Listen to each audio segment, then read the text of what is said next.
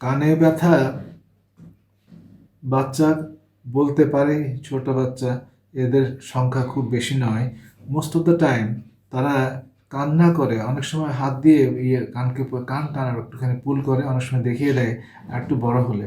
So জ্বর আছে, ঠান্ডা কাশি আছে, otitis media is common along with the throat infection, maybe the chest infection and even the asthma.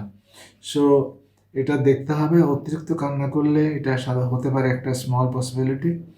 So আরেকটা হতে পারে যে আপনার রেফার্ড পেইন ফ্রম দি গলা infection, pharyngitis, tooth infection and gum infection, gingival stomatitis, and temporomandibular joint arthritis is also possible, and in some joint diseases. So pulling and rubbing of the ears, and this এই যদি হয় রাত্রেবেলা একটুখানি বেশি হয়, নাকটা বন্ধ হয়ে আসে এবং সিক্রেশনগুলো জমে যায় এবং সেকেন্ডারি ইনফেকশন হয়, রাতে ব্যথা, সারা রাত ঘুমাতে পারে না, ইরিটেবিলিটি, রেস্টলেসনেস, অ্যান্ড দেন অনেক সময় ইয়ার ড্রামটা পারফোরেট করে যায়, ফোটা হয়ে যায় এবং পাস অথবা ব্লাড অথবা সেরাসেঙ্কেনাস ডিসচার্জ বেরিয়ে আসে। সো দীর্ঘমেয়াদী হলে হিয়ারিং লস হতে পারে, বিশেষ করে ক্রনিক সাপোর্টিভ অটাইটিস মিডিয়াতে।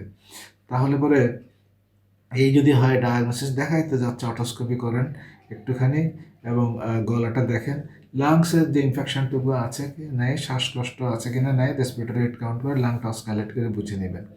সো ট্রিটমেন্ট হচ্ছে ড্রেনেজ করা, অ্যান্টিবায়োটিক দেওয়া, নেজাল ডিকনজেস্টেন্ট দেওয়া।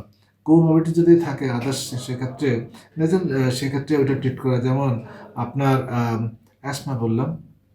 আর গলা ইনফেকশন সাধারণত 7 থেকে 10 দিন, এবং নাক বন্ধ থাকলে নাকে যে ড্রপটা আমরা দেই নেজাল ডিকনজেস্টেন্ট, এটা সাধারণত 5 দিন পর্যন্ত দিলে হয়, অনেক সময় 7 দিনও লাগে। বাট যদি বারবার দিতে হয় তাহলে আপনি 5 দিনের উপরে যাবেন না। Prolong use can cause otitis medicamentosa. So cerumen বা ওয়াক্স, যে কানে যে আমাদের হয়, ময়লা হয়, সিরোমেন বা ওয়াক্স যেটা বলছি, সেটা প্রোটেক্টিভ আসলে, ওয়াক্সি নেটের, এটা পানি ঢুকতে water repellent sort of behaviour আছে, কোটিং করে দেয় ইয়ার ক্যানালকে। কখনো কখনো এটা কিন্তু অনেক সময় কনফিউশন হতে পারে কানে ব্যথার সাথে। আসলে ওয়াক্সে বা কানের মধ্যে ময়লা হয়ে কোনো কানে ব্যথা, কান্নাকাটি, এগুলো জ্বর কিছুই হয় না। তাহলে এটা কী করে, সিরাম ওয়াক্স থাকলে আপনার কানে একটু হেভি লাগে, একটুখানি কানে কম শুনে মনে হয়, একটু করতে পারে, তাহলে ওগুলো রিমুভ করে দিতে হবে। সো অটোস্কোপি করে করেন, আর কিংবা আমরা যেভাবে সব দেশের মানুষ যেভাবে করে, খুব বেশি হলে water irrigation, hydrogen peroxide use করা যেতে পারে, এবং আপনার ট্রলামিন ইউজ করা যেতে পারে। সো ইনফেকশন থাকলে আপনি পেইন এবং ফিভার পেতে পারেন, এবং ওয়াক্স থাকলে আপনি কানে ইচিং হয়, একটুখানি হ্যাপি লাগে, ওতে কেমন ডিসকমফোর্ট লাগে।